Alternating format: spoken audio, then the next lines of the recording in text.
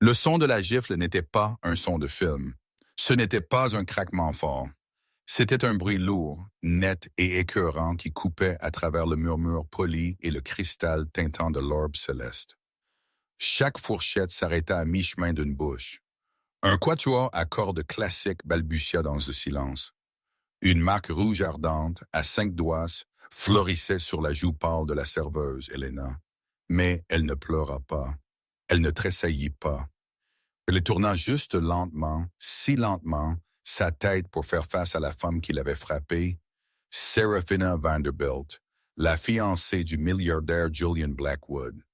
Et ce qui arriva ensuite ne choqua pas seulement la table. Cela fit geler tout le restaurant exclusif, 3 étoiles Michelin. Ce n'est pas juste une histoire sur une gifle. C'est sur ce qui arrive quand un passé caché entre en collision avec un présent violent. L'Orbe Céleste n'était pas juste un restaurant. C'était une déclaration. Perché au 60e étage, ses fenêtres du sol au plafond surplombaient une ville tentaculaire qui ressemblait à une galaxie de diamants. Obtenir une réservation nécessitait un minimum de 6 mois d'attente ou une valeur nette qui ne se souciait pas d'attendre.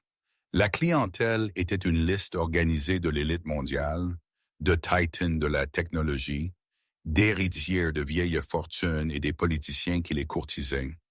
Et puis, il y avait Helena Sanchez. Pour les clients, elle était invisible, une partie fonctionnelle du décor exquis. Pour son gérant, M. Dubois, elle était son atout le plus précieux, précise, silencieuse et possédant une étrange capacité à anticiper un besoin avant qu'il ne soit prononcé. Elle remplissait les verres d'eau avec le silence d'une ombre. Elle décrivait l'amuse-bouche avec une subtilité poétique qui le faisait sonner moins comme de la nourriture et plus comme une expérience. Mais sous le tablier noir empesé et le masque neutre poli, Helena était une forteresse. Elle n'était pas Helena Sanchez, pas vraiment. Ce nom était un bouclier, tout comme le travail de serveuse était un camouflage. Elle était ici pour une raison, pour survivre, pour payer la boîte postale anonyme et le loyer d'un petit appartement sans ascenseur, enregistré sous un 3e nom. Elle payait pour l'invisibilité, un menu dégustation hors de prix à la fois. Ce soir, la tension dans le restaurant était assez épaisse pour être étalée sur la brioche. La table 12, la table vue du roi, était occupée. Julian Blackwood était là. Helena le connaissait, bien sûr. Tout le monde le connaissait. C'était l'oracle de la Silicon Valley, un homme qui avait construit un empire technologique, Blackwood Axiom, et à partir d'une seule pièce de code révolutionnaire.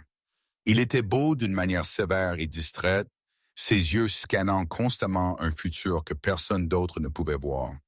En face de lui était assise Seraphina Vanderbilt. Si Julian était un génie de la nouvelle fortune, Seraphina était une royauté de l'ancienne fortune. Son arbre généalogique avait des racines dans le Mayflower et des branches dans chaque grand conseil d'administration d'entreprise du pays. Elle était d'une beauté saisissante, avec des cheveux blonds tirés en un chignon sévère qui mettait en valeur ses pommettes acérées et ses yeux plus acérés. Sur sa main gauche, un diamant de la taille d'un œuf de caille scintillait d'un feu froid et bleu.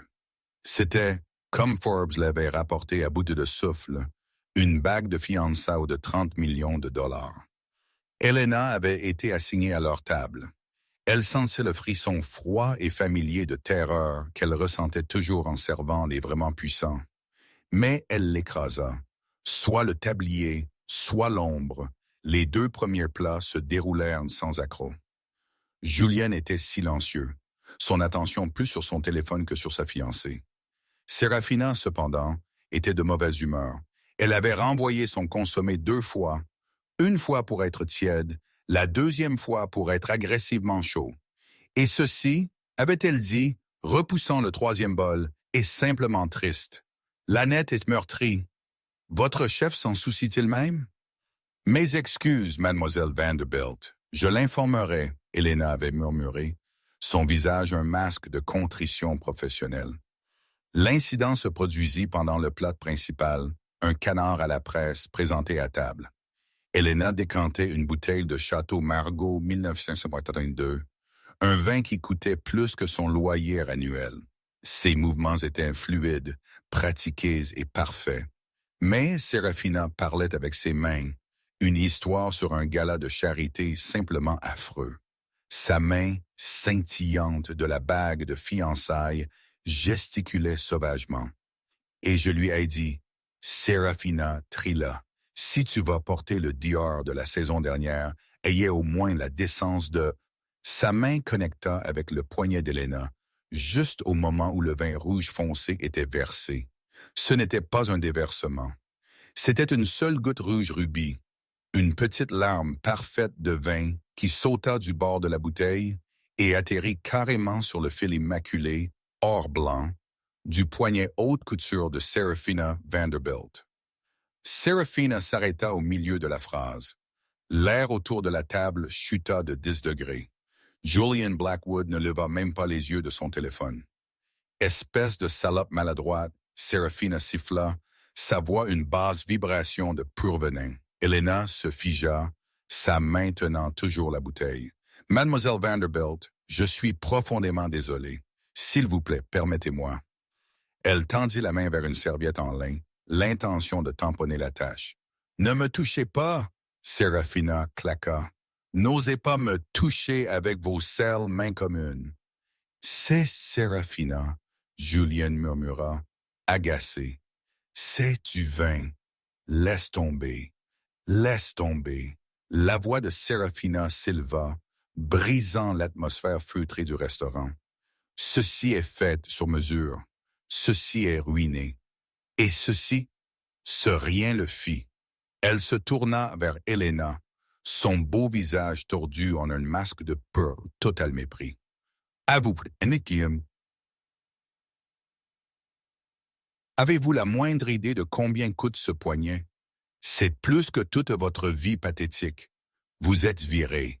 Vous en avez fini. » « Mademoiselle Vanderbilt, s'il vous plaît, dit Elena, sa voix tremblant pour la première fois.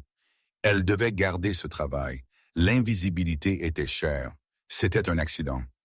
Serafina se leva. Le mouvement fut si abrupt que sa chaise racla bruyamment sur le sol en marbre. Un accident, c'est renverser du café dans un restaurant. Ceci, elle fit un geste autour de la pièce opulente, et l'orbe céleste. Et vous êtes un échec. Et puis elle le fit. Avec toute la force de sa rage gâtée et de droit, Serafina Vanderbilt retira sa main et gifla Elena Sanchez au travers du visage. Clac, clac. Silence. Le quatuor à cordes s'arrêta. Un serveur laissa tomber un plateau d'argent de flûte à champagne, le son de leur brissure faisant écho au craquement de la gifle. Chaque œil dans le restaurant de 60 étages, des comices de salle aux gérants de fonds spéculatifs étaient fixés sur la table 12. Serafina respirait lourdement, sa poitrine gonflée d'adrénaline et de victoire. La tête d'Elena était tournée sur le côté par la force du coup. La marque rouge fleurissait déjà, une tache parfaite en forme de main. Le restaurant se figea. Le silence qui suivit la gifle était plus lourd et plus profond que les tons feutrés que l'orbe céleste exigeait habituellement. C'était un vide absolu et suffocant. Tout le monde attendait, pour que la serveuse éclate en sanglots, attendant qu'elle soit traînée dehors par la sécurité, attendant que le gérant se prosterne. Serafina Vanderbilt sourit, un petit sourire cruel. Elle avait affirmé sa dominance. Le monde était de retour dans son ordre propre. Elle se rassit, ramassant sa serviette, comme si elle renvoyait un déchet. Julian Blackwood leva enfin les yeux de son téléphone. Ses yeux se plissèrent, non pas sur sa fiancée, mais sur la serveuse. Il semblait confus, comme s'il essayait de placer un visage qu'il avait vu dans un rêve. Monsieur Dubois, le gérant, se précipitait déjà, son visage pâle et luisant de sueur. « Mademoiselle Vanderbilt, Monsieur Blackwood, 1000 excuses. Ce comportement inacceptable. Je m'en occuperai immédiatement. » Il se tourna vers Elena, ses yeux pleins d'un autre genre de fureur, la fureur d'un employé qui était sur le point de lui coûter ses plus gros clients. Sanchez, vous êtes... Il s'arrêta. Parce qu'Elena n'avait pas pleuré, elle n'avait pas couru. Elle avait lentement, délibérément, replacé le château Margaux 1982 sur le chariot en argent. Ses mouvements étaient stables. Pas un tremblement. Elle redressa son dos, et puis elle tourna sa tête pour faire face à Sérafina. L'empreinte de main rouge était nette contre sa peau pâle. Mais ses yeux n'étaient pas les yeux d'une serveuse. Ils n'étaient pas effrayés, ni intimidés, ni humiliés. Ils étaient froids. Ils étaient analytiques. Ils étaient furieux. « Vous n'auriez pas dû faire ça, dit Elena. Sa voix n'était pas un murmure. Ce n'était pas un cri. Elle était claire, baissa et portée à travers la pièce silencieuse comme une lame. Sérafina ricana, bien qu'une lueur de malaise traversât son visage. « Qu'avez-vous dit à moi? » « J'ai dit, Elena répéta, faisant un demi-pas vers la table. « Vous n'auriez pas dû faire ça. Sortez-la d'ici. » Sérafina cria à Dubois. « Mademoiselle Sanchez !» Dubois plaida, lui saisissant le bras. « Vous êtes virée. Partez maintenant. » Elena l'ignora. Elle regarda au-delà de Sérafina, au-delà du gérant furieux, et fixa les yeux de l'homme le plus puissant de la pièce. Julian Blackwood. Il la regardait fixement, son front plissé. La lueur initiale de confusion sur son visage s'était transformée en quelque chose d'autre. Incrédulité, choc, reconnaissance. Sa bouche s'ouvrit et un seul mot sortit, à peine un souffle. Elena. Ce n'était pas une question pour une serveuse. C'était une question pour un fantôme. La tête de Sérafina se tourna vivement. « Julian, qu'as-tu dit? Tu connais cette chose. » Les yeux de Julian ne quittèrent jamais ceux d'Elena. C'était un homme qui traitait des pétaoctets de données dans sa tête pour vivre, et en ce moment son système interne était en panne. Le visage, le nom, le lieu. Cela ne se calculait pas. « Ça ne peut pas être, » il murmura. Elena esquissa un petit sourire amer, le premier signe d'émotion. C'est Julian. Le restaurant ne se figea pas seulement cette fois. Il se brisa. Les clients éclatèrent en chuchotements frénétiques. A-t-il dit qu'il la connaît? Qui est-elle? Vanderbilt a l'air de vouloir être malade. Sérafina se leva de nouveau, son visage blanc d'une rage qui éclipsa sa précédente crise de colère. Ce n'était pas une humiliation. C'était une menace. Julian Blackwood, quoi? Allons, sûr? Elle demanda. Julian se leva lentement de sa chaise. C'était un homme grand, et son ombre tomba sur la table. Il regarda la marque rouge sur le visage d'Elena, puis la bague de 30 millions de dollars sur la main de Sérafina. « Vous l'avez frappé, dit-il. Ce n'était pas une accusation.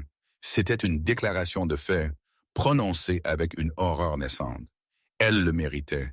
Elle a ruiné mon poignet. Elle n'est personne, Sérafina pleura. Elle n'est pas personne. » Julian dit, sa voix baissant à un dangereux niveau bas. Il regardait Elena directement, mais parlait à toute la pièce. Elle était Elena Vance. Si le prénom avait causé une ondulation, le second fut un tsunami. Il n'y avait personne dans cette pièce ou dans tout le monde de la technologie et de la finance qui ne connaissait pas ce nom. Elena Vance, la prodige, le génie, la co-architecte de tout l'empire de Julian Blackwood, la femme qui avait conçu le protocole Etheria, l'algorithme d'IA révolutionnaire qui était Blackwood Axiom, un algorithme que le magazine Forbes avait appelé la pièce de code la plus précieuse du 21e siècle. Elena Vance, la femme qui avait disparu sans laisser de traces il y a 5 ans. La femme que Julian Blackwood aurait dépensé 100 millions de dollars à essayer de trouver. La femme qui était, à ce moment précis, portant un tablier en polyester de 30 dollars et une étiquette de nom qui disait « Elena S. Sérafina Vanderbilt n'avait pas juste giflé une serveuse. Elle avait juste à agresser la personne disparue la plus recherchée dans le monde de la technologie. » Pour comprendre la profondeur du silence à l'orbe céleste, il fallait comprendre ce que signifiait Helena Vance. Il y a 5 ans, Julian Blackwood n'était qu'un autre PDG de technologie ambitieux avec une bonne idée. Helena Vance était une candidate au doctorat de 22 ans à Caltech, une mathématicienne théoricienne qui voyait des motifs dans le chaos de l'univers. Julian avait donné une conférence en tant qu'invité, essayant de recruter pour sa jeune entreprise. Après sa conférence, une jeune femme aux yeux fatigués et au sac à dos usé l'avait approchée. Elle n'avait pas été impressionnée, elle avait été critique. « Toute votre prémisse était fausse, Monsieur Blackwood », avait-elle dit.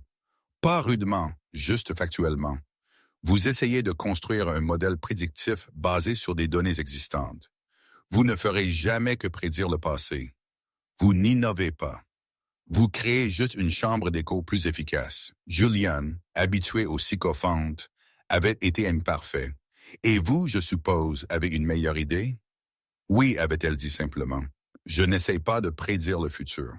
J'essaie d'apprendre à une IA comment raisonner, à comprendre pourquoi les choses arrivent, pas seulement qu'elles arrivent. Je l'appelle le protocole Etheria. Il l'engagea sur le champ. Il lui donna un laboratoire, une équipe et des ressources illimitées. Pendant 2 ans, ils furent inséparables. Ils travaillaient des journées de 20 heures, alimentées par du café et une vision obsessionnelle partagée.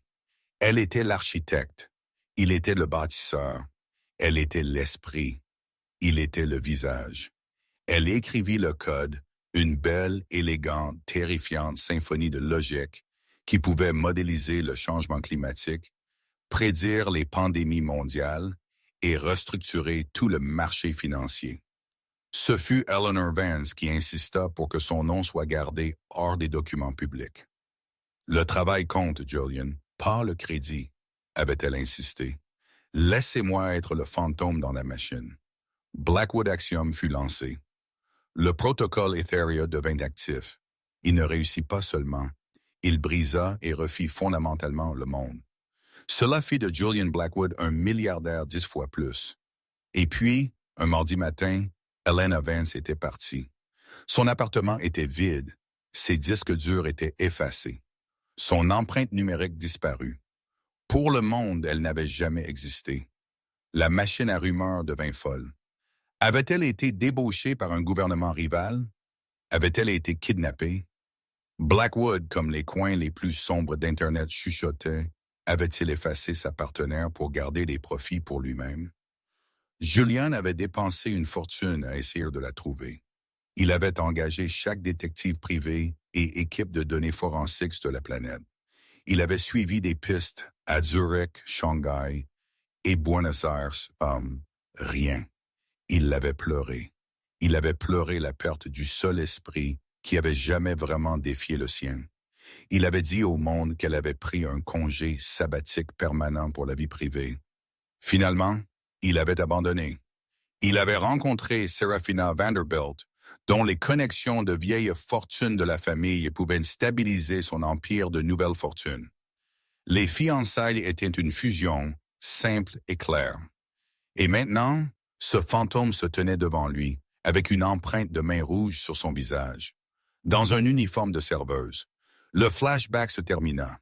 Le présent revint à une concentration aiguë et agonisante. Julian regarda Eleanor et le masque professionnel qu'il portait au monde se fissura. « Eleanor, pourquoi? Pourquoi ceci? Pourquoi une serveuse? » Le calme glacial d'Eleanor tint bon. « Je trouve le travail clarifiant, Julian. On rencontre les gens les plus intéressants. » Ses yeux se posèrent sur la Serafina horrifiée. L'esprit de Serafina s'emballait, essayant de rattraper. Ce n'était pas une serveuse, c'était Helena Vance, la femme dont la disparition avait été le sujet d'un podcast du New York Times. La femme qui était, de la vie générale, la copropriétaire de toute la fortune de Julian. Cela changea tout. La gifle n'était pas juste une agression. C'était une erreur de calcul catastrophique. Serafina balbutia. Je ne savais pas. Comment aurais-je pu savoir? Elle est habillée comme une servante. Elle est habillée. La voix de Julian était arctique, comme la personne que vous étiez sur le point de faire virer pour avoir renversé une goutte de vin. Monsieur Dubois avait l'air de s'évanouir. Il y venait d'essayer de virer la femme la plus précieuse de l'industrie technologique. Il commença à reculer lentement. Mais Eleanor n'avait pas fini. Le choc de son identité n'était que la première vague. La seconde était sur le point de frapper. Elle se tourna vers le gérant tremblant. « Monsieur Dubois, s'il vous plaît, appelez la police. » La pièce haleta. « Quoi? » Dubois murmura. « La police, » Elena répéta, sa voix sonnant avec autorité. « J'ai été agressée par une cliente. Je souhaite déposer un rapport. » Et je crois, elle pointa les multiples caméras de sécurité discrètes au plafond, que l'orbe céleste a tout l'incident en vidéo. Serafina Vanderbilt devint blanche comme du marbre. « Vous n'oseriez pas. »« Quoi? » Elena demanda, frottant sa joue qui piquait. « Oser signaler un crime? Ou oser être une personne qui ne vous laisse pas la frapper? C'est ridicule. » Serafina cracha, cherchant à reprendre le contrôle. « Julian, arrêtez ça. Donnez-lui de l'argent. Donnez-lui tout ce qu'elle veut. Payez pour elle, je ne sais pas. Son appartement. Faites juste que ça disparaisse. » Julian regarda Serafina, et pour la première fois, il sembla la voir vraiment. La belle femme calculatrice qu'il était sur le point d'épouser. Et il vit rien. Une coquille creuse et dorée. Il se tourna de nouveau vers Elena. Sa voix était lourde de 5 ans de questions. « Elena, que voulez-vous? » Elena soutint son regard. Ses yeux étaient clairs et inébranlables. « Je veux la justice, Julian, » dit-elle. « Mais plus que cela. » Elle marqua une pause et ses yeux papillonnèrent d'une nouvelle lumière dangereuse. « Je veux que vous demandiez à votre fiancé qui est Marcus Thorne. » Si le nom Elena Vance avait été un tsunami, le nom Marcus Thorne était un missile ciblé. Le visage de Julian Blackwood, qui avait été un masque de confusion et de choc, se durcit instantanément en une feuille de glace. Les muscles de sa mâchoire se bloquèrent. Marcus Thorne. Thorne n'était pas un nom public. Il n'était sur aucune liste Forbes. Il était la matière noire du monde de Julian. Thorne fut le tout premier partenaire de Julian, le capital risqueur qui lui avait donné son capital de démarrage, et il était l'homme que Julian avait impitoyablement et publiquement excisé de son entreprise et de sa vie il y a 7 ans, dans un rachat hostile qui était encore l'étoffe de la légende de la Silicon Valley. Thorne avait été accusé de détournement de fonds, d'essayer de voler la propriété intellectuelle de l'entreprise. Julian l'avait écrasé. Du moins, le pensait-il. Que savez-vous de Marcus Thorne? La voix de Julian n'était plus celle d'un homme confus. C'était le PDG de Blackwood Axiom, interrogeant un témoin hostile. Julian, ne soyez pas absurde. Serafina claqua, bien que sa voix fût une octave trop haute. Qu'est-ce que cet homme a à voir avec quoi que ce soit? Cette fille essaie juste de vous distraire. Elle ne me distrait pas, Julian dit, ses yeux toujours fixés sur Eleanor. Elle répond à ma question. Eleanor, ce fut le moment. Le pivot. Toute la mascarade de 5 ans avait mené à ceci. Elena laissa enfin tomber le masque neutre de la serveuse.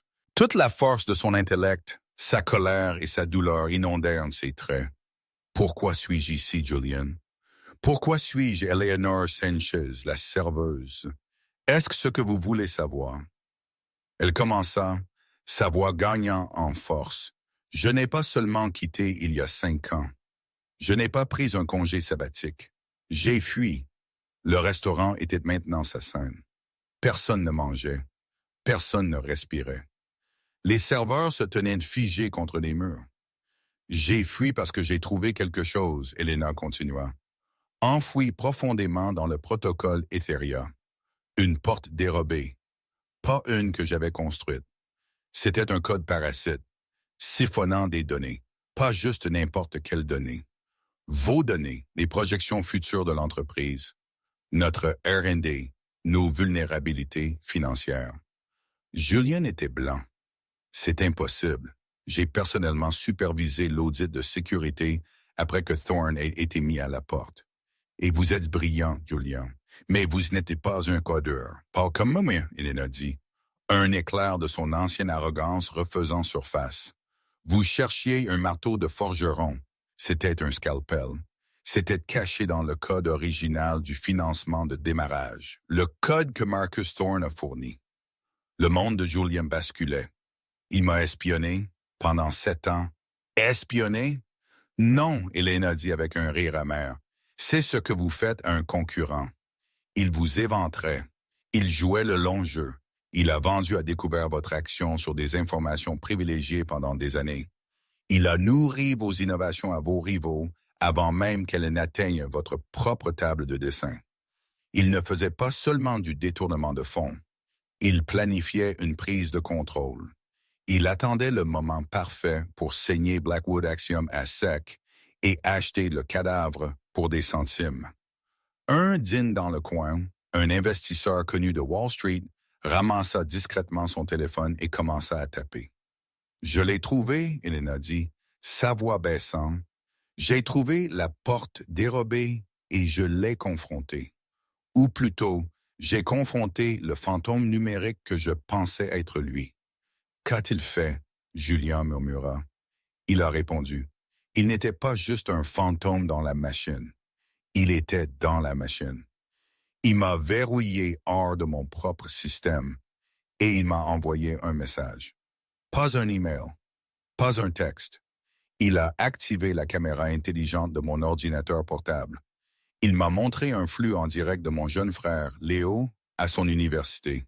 Il a zoomé sur son visage. Et le message disait juste « Les fantômes ne peuvent pas être manqués. » Mais les frères, oui. La douleur brute dans sa voix était dévastatrice. Il connaissait ma seule vulnérabilité. Ma famille. Alors j'ai disparu. Je suis devenu un fantôme. J'ai effacé mon empreinte numérique, liquidé ce que j'avais, créé Elena Sanchez et disparu dans le seul endroit où une personne avec mes compétences ne serait jamais recherchée.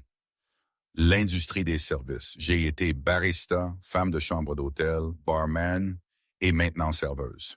J'ai attendu mon heure, Julian. Regardant, attendant quoi? Pour qu'il fasse son dernier mouvement. Et pour que vous soyez en position de enfin me croire. Elle se tourna alors et pour la première fois, s'adressa directement à Seraphina Vanderbilt. Ce qui nous amène. Elena dit, sa voix aussi tranchante qu'un diamant. À vous. Seraphina Vanderbilt n'était plus l'image de la rage hautaine et aristocratique. C'était un animal acculé. Ses yeux passaient rapidement entre Julian, Elena et les portes du restaurant, comme si elle calculait les chances d'évasion. Moi, elle ricana. Mais le son était cassant. C'est un fantasme. Une histoire pathétique une femme folle. Julian, elle est clairement instable. Elle vous a traqué. Suis-je Seraphina? Elena dit, faisant un autre pas de plus. Suis-je instable? Ou êtes-vous juste négligente? Voyez-vous, depuis 6 mois, j'ai travaillé ici à l'Orbe Céleste. Je l'ai spécifiquement choisi. Pourquoi? Julian demanda, le mot cheval. Parce que c'est votre endroit pour occasion spéciale, Julian. Parce que vous avez amené Seraphina ici 1 fois par mois depuis que vous avez commencé à sortir ensemble. Et Elena ajouta, une lueur prédatrice dans ses yeux. Parce que la famille Vanderbilt possède la société holding qui possède ce bâtiment. C'est l'un des rares endroits où Seraphina se sent assez en sécurité pour être indiscrète. Le souffle de Seraphina s'accrocha. Je ne sais pas de quoi vous parlez, n'est-ce pas? Parlons de votre père, Baron Vanderbilt, un homme dont l'empire de vieille fortune s'est effondré pendant une décennie. Il a été endetté jusqu'au cou, désespéré, assez désespéré pour faire un marché avec un homme comme Marcus Thorne. Mensonge! Seraphina cria. Mon père ne connaît pas Marcus Thorne. Il ne le connaît pas? Le sourire d'Elena était terrifiant. Et alors vous devez expliquer ceci. Il y a 3 semaines, vous étiez à cette même table. Table 12. Vous avez pris un appel de votre père. Vous étiez contrarié, Vous n'arrêtiez pas de dire, mais la fusion est l'accord. Une fois que je suis marié, nous obtenons l'accès. La voix d'Elena était une parfaite, cinglante imitation du traînement de voix aristocratique de Serafina. Et puis, Elena continua, vous avez dit quelque chose de très, très intéressant. Vous avez dit, Père, dites à Thorne d'être patient. J'aurai la pleine confiance de Blackwood après le mariage. Ses codes d'accès, des serveurs privés, tout. Vous avez alors raccroché. Et vous, les yeux d'Elena se plissèrent, avez commandé une deuxième bouteille de champagne et m'avez donné $5 de pourboire. Le corps de Julian se raidit. C'était une chose d'être espionné par un vieil ennemi. C'en était une autre d'être trahi par la femme qu'il était sur le point d'épouser. Il se tourna vers Serafina. La température de la pièce, qui était déjà froide, chuta dans un abîme. « Serafina, dit-il, sa voix était parfaitement égale. C'était la voix qu'il utilisait juste avant de virer un conseil d'administration. Ce qu'elle dit est-il vrai? Julian, mon amour, mon chéri. » Serafina lui saisit le bras, ses ongles polis s'enfonçant dans son costume Tom Ford. « C'est un malentendu. Père, il est en affaires avec beaucoup de gens. Je ne les connais pas tous. Cette serveuse déforme mes paroles. Elle est jalouse. Elle est amoureuse de vous. C'était un pari désespéré, pathétique. Et il échoua. Elle n'est pas amoureuse de moi, Julian dit, sa voix plate alors qu'il retirait son bras de sa prise. Elle essaie de sauver mon entreprise. Et vous, que faisiez-vous? Les pièces du puzzle s'assemblaient avec une vitesse écœurante. Les fiançailles, il murmura. La fusion. Ce n'était pas à propos de nos familles. C'était à propos de l'accès. Julian, non. Le mariage, il continua. Une réalisation terrifiante, naissante, se répandant sur son visage. N'était pas une célébration. C'était une date limite. La date limite pour que Marcus Thorne mette enfin la main sur la seule chose qu'Elena ne lui avait jamais laissé avoir. Les clés du protocole Etheria. Serafina Vanderbilt craqua enfin, le masque d'aristocratie s'effondra, révélant la fraude terrifiée et avide en dessous. Il a promis. Elle sanglota, s'effondrant dans sa chaise. Il a promis que personne ne serait blessé. Il a dit que c'était juste un transfert, l'entreprise de mon père. Elle coulait. Nous allions tout perdre, dit Thorne. Il a dit que vous lui deviez. Il a dit que c'était son entreprise, pas la vôtre. C'était une confession complète, livrée dans un restaurant 3 étoiles Michelin, devant 2 douzaines des personnes les plus influentes de la ville. Julian Blackwood regarda la femme qu'il était censé épouser, la femme qui venait de conspirer pour le détruire. Et il ressentit rien, juste un vide froid et creux. Il regarda ensuite Helena Vance, le fantôme qui avait abandonné sa vie, son nom et sa sécurité pendant 5 ans pour protéger leur travail. Pour le protéger. Le contraste était absolu. Monsieur Dubois, Julian dit, savoit maintenant le boom indubitable du commandement. Le gérant, qui avait essayé de se fondre dans le papier peint, se mit au garde à vous. « Oui, monsieur Blackwood? Vous avez appelé la police, correct? »« Oui. »« Oui, monsieur. Pour mademoiselle Vance. »« Bien, Julian dit. » Il sortit son propre téléphone. « J'aurais besoin que vous les appeliez de nouveau. Dites-leur d'envoyer une deuxième voiture. » Il regarda sa fiancée sanglotante et brisée. « Celle-ci, dit-il, sa voix totalement dépourvue d'émotion, est pour fraude. » L'arrivée de la police à l'Orbe Céleste ne fut pas le spectacle strident de sirènes qu'on pourrait attendre. C'était un type différent d'application de la loi, le genre qui sert les 0,01%. 2 détectives silencieux, au visage sévère, en costume coûteux et discret, entrèrent par l'ascenseur de service mené par M. Dubois. Le restaurant était dans un état d'animation suspendue. Les clients ne faisaient plus semblant de manger. Ils regardaient, téléphone enregistrant discrètement, alors que le plus grand scandale mondain de la décennie se déroulait. La première détective, une femme nommée Harding, s'approcha de la table 12. Nous avons reçu un appel concernant une agression. Elena, qui se tenait silencieusement, frotta enfin sa joue. La piqûre avait disparu, remplacée par une douleur sourde et lancinante. C'est moi qui ai appelé. Cette femme, elle pointa Serafina, m'a giflé. Serafina, qui était maintenant flanquée par un homme qui ne pouvait être que la sécurité privée du restaurant, leva les yeux, son visage un désordre de larmes et de mascara. C'était une erreur. J'étais bouleversé. Ce sera sur le rapport, madame, dit la détective Harding, pas impressionnée. Elle avait déjà tout vu. J'aurais besoin de votre déclaration, mademoiselle. Vance, Elena dit. Eleanor Vance. Le stylo de Harding se figea en l'air. Elle jeta un coup d'œil à son partenaire. Même eux connaissaient le nom. Ce n'était plus une simple agression. Et Julian Blackwood s'avança. C'est moi qui ai appelé pour la deuxième voiture. Détective, je voudrais signaler une conspiration de plusieurs milliards de dollars pour commettre une fraude d'entreprise.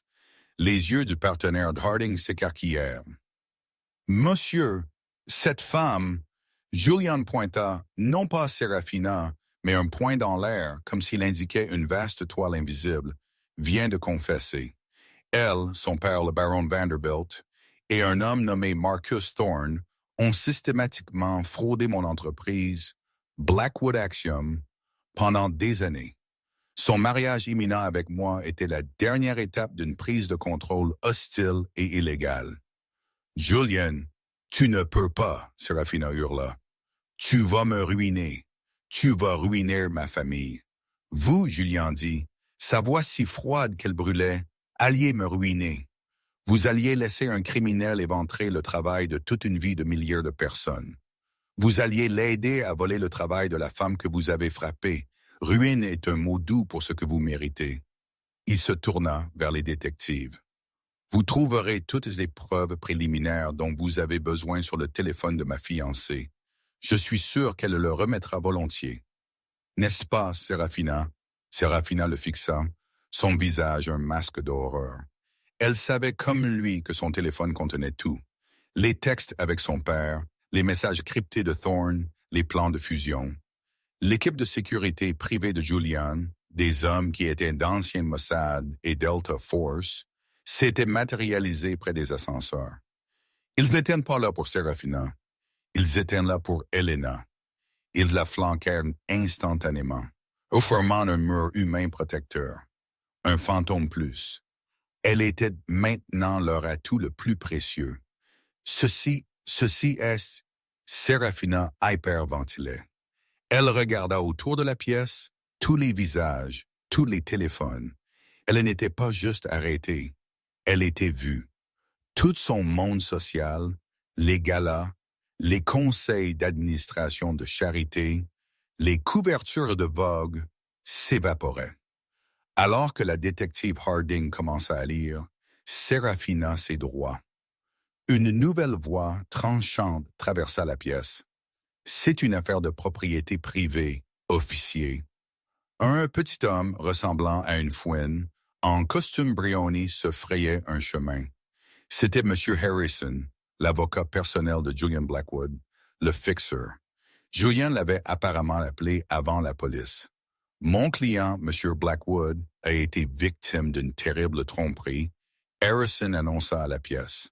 Tout comme son ancienne fiancée, Mademoiselle Vanderbilt, qui a été clairement contrainte et manipulée par son père et le célèbre criminel d'entreprise, Marcus Thorne. Elena et Julian le regardèrent tous deux, stupéfaits. Les sanglots de Serafina s'arrêtèrent. Une petite étincelle d'espoir désespéré s'alluma dans ses yeux. « Quoi ?»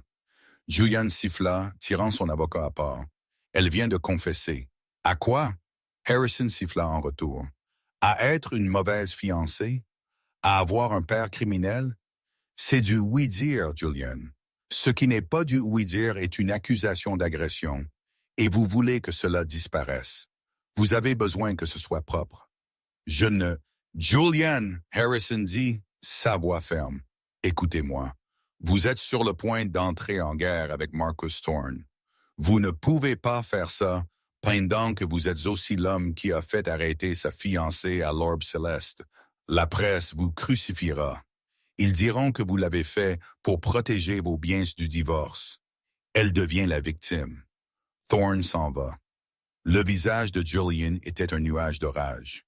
Il détestait ça. Il détestait l'optique. Mais Harrison avait raison. L'avocat se tourna vers les détectives. Ce fut un violent, émotionnel malentendu. Mademoiselle Vance, il se tourna vers Elena avec un sourire brillant et reptilien, ne souhaite pas porter plainte pour la gifle. Ce fut l'acte d'une femme désemparée et manipulée. Et Mademoiselle Vance, en tant que vrai partenaire de Blackwood Axiom, est clémente. Elena le fixa.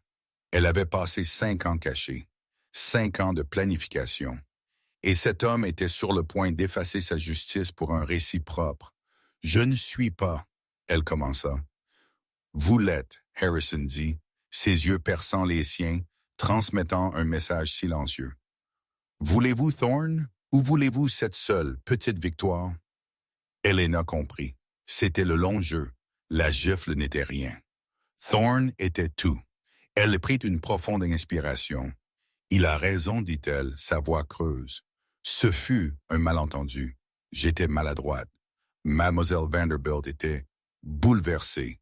Je ne porterai pas plainte. » La détective Harding regarda Elena, la marque rouge sur son visage, le milliardaire et son arrangeur. Et elle soupira. Elle savait exactement ce qui se passait. « D'accord, un malentendu. Maman, êtes-vous sûre? » « Je suis sûre, Elena dit, sa voix dure comme l'acier. Le soulagement de Serafina fut si total qu'elle faillit s'effondrer. « Mais la fraude, Harrison, Julian dit, n'est pas une affaire pour le NYPD, Harrison dit en douceur. C'est une affaire pour la SEC, le FBI et le District Sud de New York, qui recevront tous un dossier très détaillé de mon bureau d'ici le lever du soleil. Nous ne l'arrêtons pas. Nous la contenons. Nous laissons son père et Thorne penser qu'elle est toujours leur femme de l'intérieur.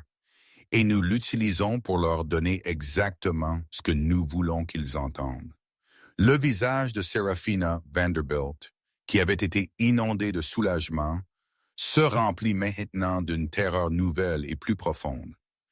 Elle n'allait pas en prison. Elle allait être un appât. L'arrivée des détectives fut le point de ponctuation final et définitif du chaos. La bulle de l'orbe céleste n'avait pas juste été percée, elle avait été vaporisée. Les clients, qui avaient payé des milliers pour une soirée d'exclusivité tranquille, venaient d'assister à la mort en direct et sanglante d'une dynastie mondaine et à la résurrection d'une légende de la technologie. La détective Harding, une femme qui avait vu le pire de la ville, naviguait maintenant la scène la plus bizarre de sa carrière. Elle se tenait entre un milliardaire, son avocat, une héritière sanglotante et déshonorée, et une serveuse qui était apparemment l'une des femmes les plus riches et les plus importantes du monde. « Permettez-moi d'être parfaitement clair, Monsieur Harrison, l'avocat de Julian dit, sa voix une lame soyeuse et venimeuse. Il avait pris le contrôle absolu. Mon client, Monsieur Blackwood, est la victime d'une fraude coordonnée de plusieurs milliards de dollars. Cette femme, il fit un geste vers Serafina, qui tressaillit comme s'il l'avait frappée, était une opératrice clé dans cette fraude. Elle est, cependant, aussi une victime du désespoir criminel de son père et de l'influence prédatrice de Marcus Thorne. La tête de Serafina se redressa, un espoir sauvage et désespéré dans ses yeux remplis de larmes. La sauvait-il? Ainsi Harrison continua. Nous gérerons sa détention en privé.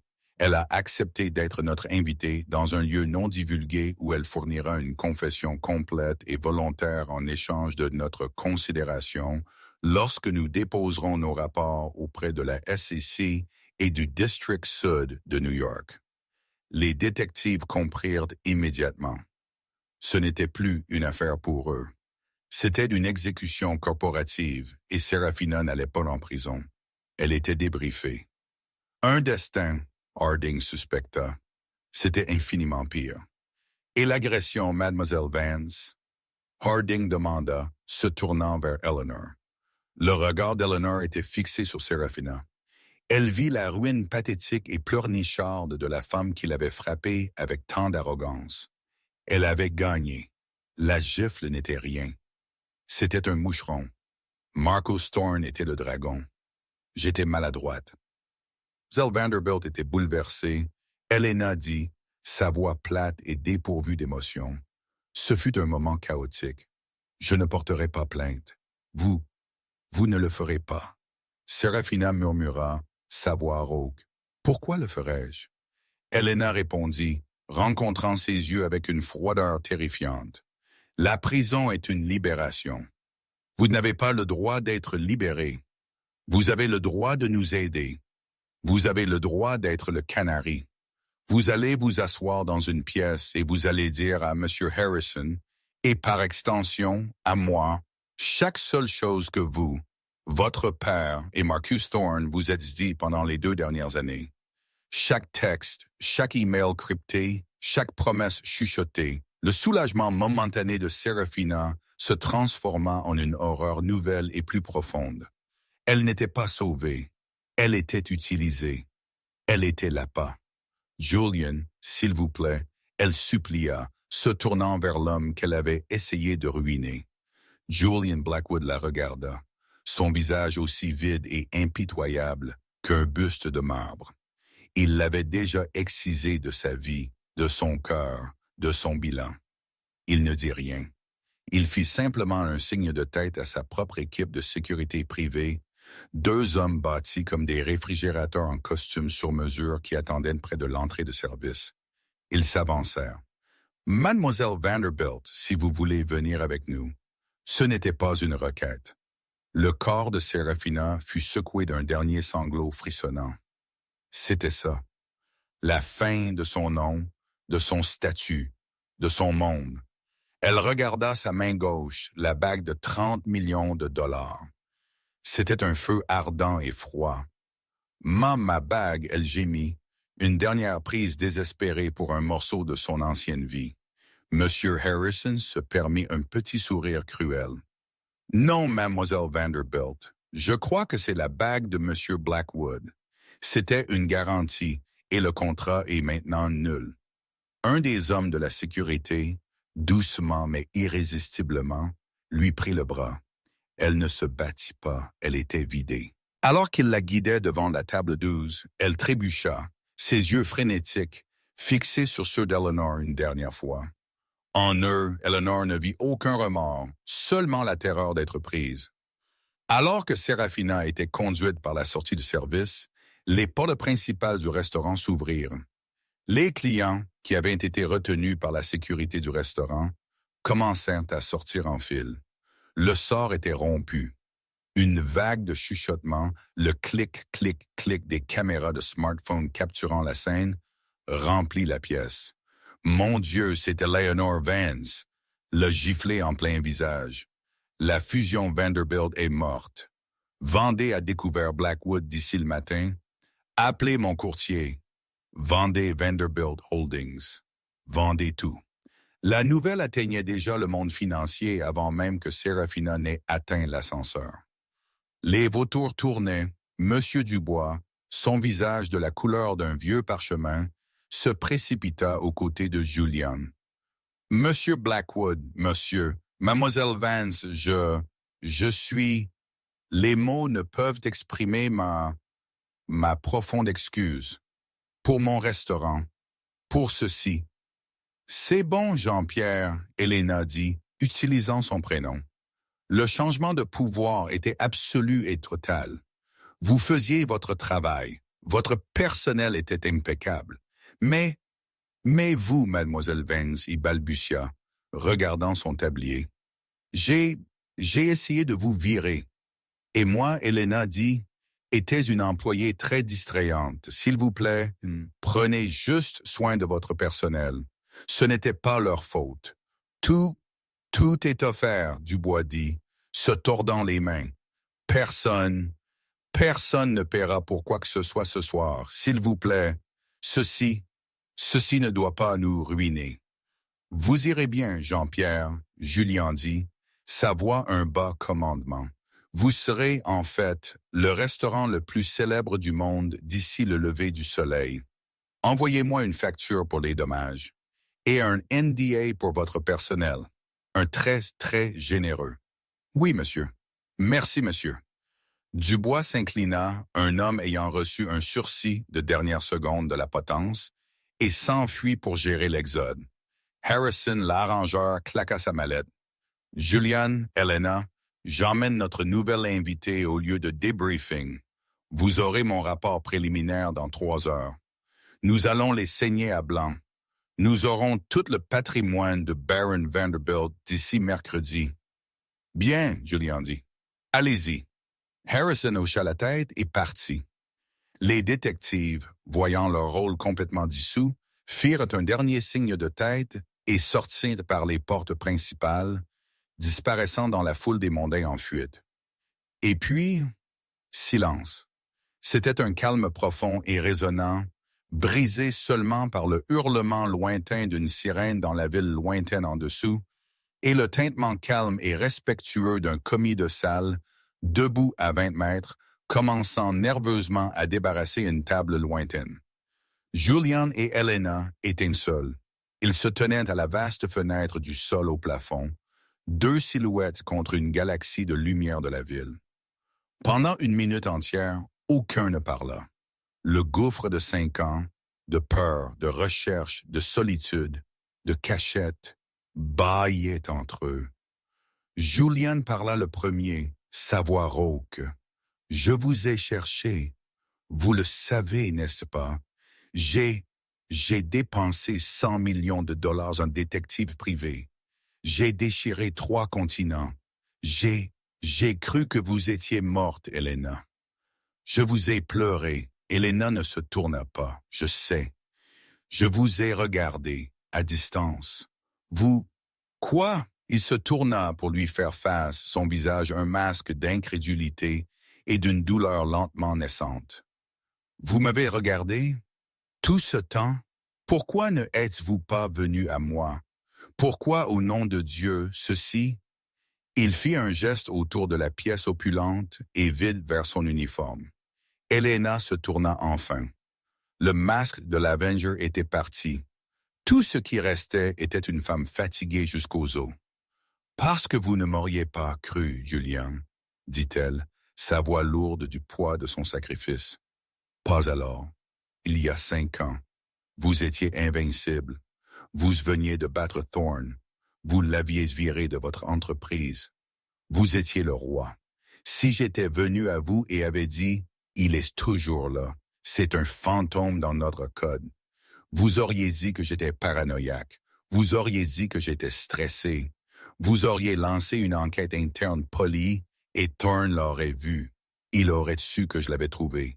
Elle prit une respiration saccadée. Et il aurait tué mon frère. Il m'a envoyé une vidéo, Julian. Un flux en direct de Léo dans sa chambre d'étudiant. C'est tout ce qu'il a fallu, une vidéo.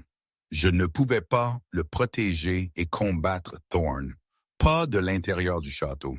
Alors je suis parti. Je suis devenu un fantôme.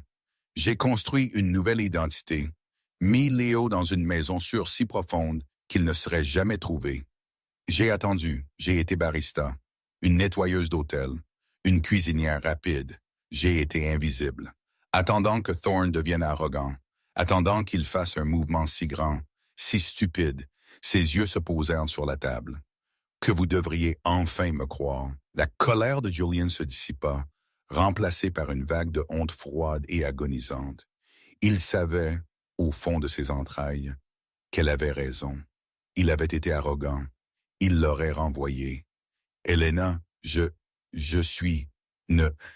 Elle le coupa, sa voix durcissant de nouveau. Ne dites pas que vous êtes désolé.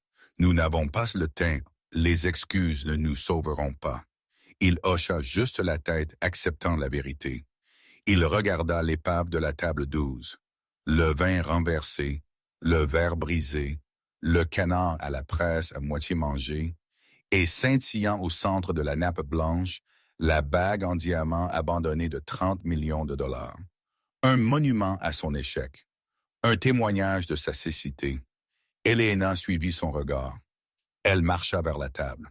Elle portait toujours le tablier. Cela semblait absurde maintenant. Un costume d'une vie qui avait explosé il y a 1 heure. Elle regarda la bague, ce symbole obscène d'un amour qui était un mensonge.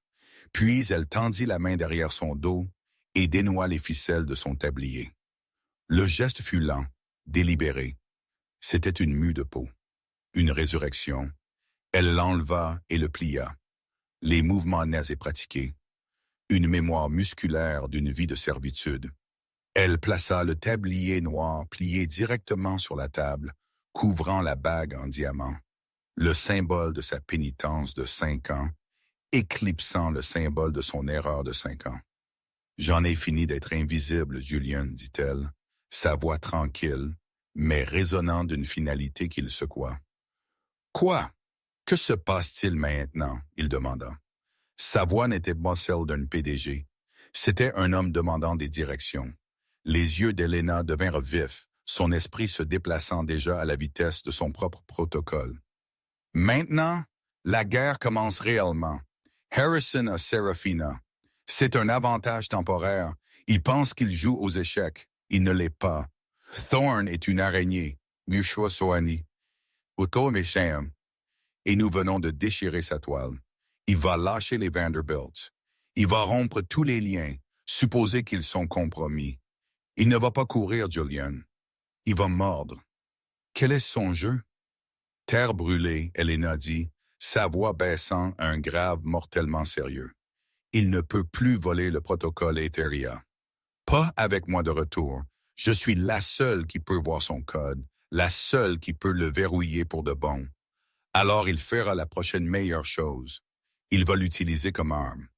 Julian pâlit. Il va exposer les données centrales. Pire, Elena répliqua. Il va le libérer. Il va rendre open source les clés du royaume. Il va vendre les modèles prédictifs les plus dangereux, les sous-ensembles Pandora que nous avons construits, aux plus offrants. État voyou, cellules terroristes, rivaux corporatifs. Il va déchaîner le travail de notre vie comme une arme globale juste pour regarder le monde et notre entreprise brûler jusqu'au sol. L'air quitta les poumons de Julian. Les sous-ensembles Pandora, les algorithmes qu'ils avaient conçus pour modéliser l'effondrement des infrastructures, les pandémies mondiales et de nouvelles formes de guerre chimique. Le code qu'ils avaient mutuellement convenu était trop dangereux pour jamais être connecté à un réseau en direct. Il le fera, Julian murmura, juste pour la vengeance. Il a essayé d'accéder à ce coffre de données pendant des années, Elena dit. Il pensait que Serafina serait sa clé. Maintenant qu'elle est partie, il n'utilisera pas de clé. Il utilisera une bombe. Il a probablement déjà commencé. Nous n'avons pas des jours, nous avons des heures. La paralysie se rompit, le PDG revint à sa place. Julien arracha son téléphone de sa poche. Ayez l'hélicoptère sur le toit. Maintenant, il aboya à son chef de sécurité. Je veux la tour Axiom en confinement total. Code Etheria Prime. Personne n'entre, personne ne sort, pas même le conseil d'administration. Je veux notre division cybercriminalistique entière dans la salle de guerre dans 10 minutes et obtenez-moi une ligne directe et sécurisée avec le directeur du renseignement national. Il raccrocha, son esprit déjà en pleine course. Mon équipe. Ils sont les meilleurs, mais ils ne sauront pas où chercher. Ceci, cette porte dérobée, c'est tissé dans la fondation. C'est votre équipe, Elena dit. Ce n'est pas notre équipe. Ils cherchent un cambrioleur. Nous chassons un fantôme que je connais, un fantôme pour lequel j'ai construit la cage. Elle commença à marcher, non vers les portes principales, mais vers la sortie de service qu'elle avait utilisée 1000 fois. C'était le chemin le plus rapide vers le toit. « Elena, attendez !» Julian cria. Elle s'arrêta à la porte, sa main sur la barre métallique. « Votre frère, dit-il, la question chargée de 5 ans de culpabilité. Léo est-il en sécurité? Vraiment? » Son expression s'adoucit, juste pour une fraction de seconde, la première vraie fissure vulnérable dans son armure. Oui, Il a été dans une maison surprivée en Nouvelle-Zélande pendant 4 ans avec une équipe d'anciens agents du Mossad.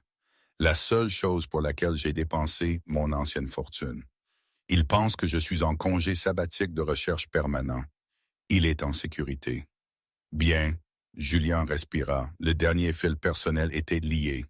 Maintenant, dit-elle, poussant la porte, l'alarme commençant à retentir avant que Julien ne la réduise au silence avec un code sur son téléphone.